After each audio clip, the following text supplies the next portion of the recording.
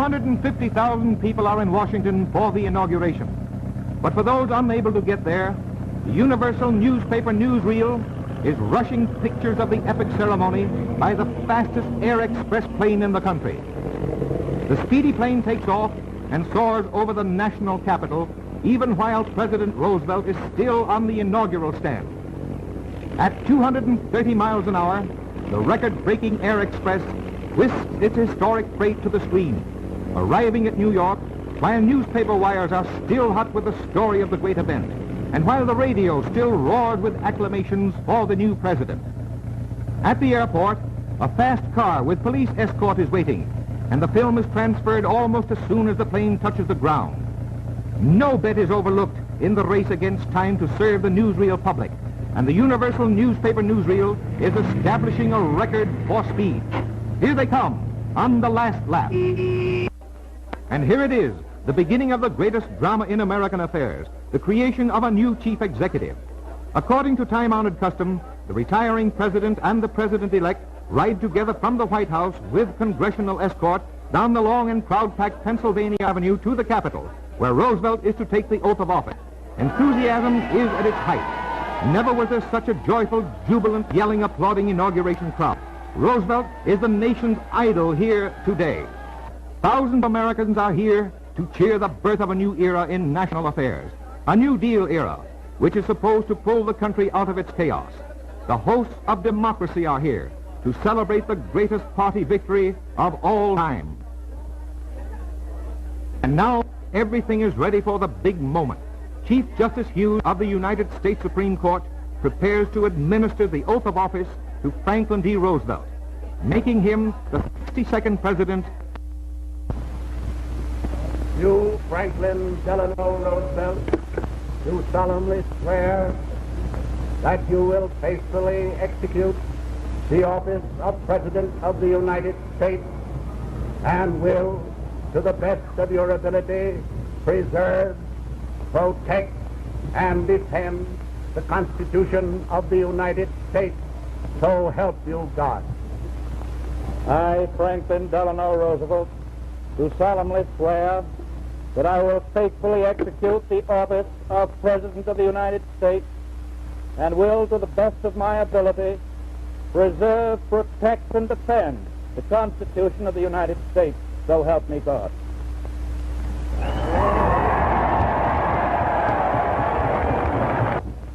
This is a day of national consecration, and I am certain that on this day my fellow Americans expect that on my induction into the presidency I will address them with a candor and a decision which the present situation of our people impels. I am prepared, under my constitutional duty, to recommend the measures that a stricken nation in the midst of a stricken world may require. These measures, or such other measures as the Congress may build out of its experience and wisdom, I shall seek within my constitutional authority to bring to speedy adoption. But in the event that the Congress shall fail to take one of these two courses, in the event that the national emergency is still critical, I shall not evade the clear course of duty that will then confront me. I shall ask the Congress for the one remaining instrument to meet the crisis: broad executive power to wage a war against the emergency as great as the power that would be given to me if we were in fact invaded by a foreign foe. This nation is asking for action, and action now. In this dedication of a nation, we humbly ask the blessing of God. May He protect each and every one of us. May He guide me in the days to come.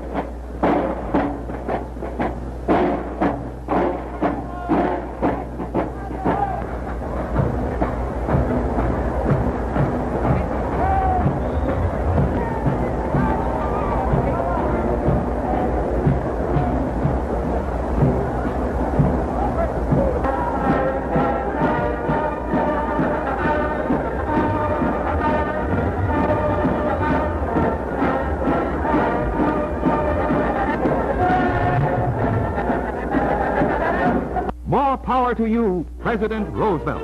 The entire country's behind you, thrilled with hope and patriotism.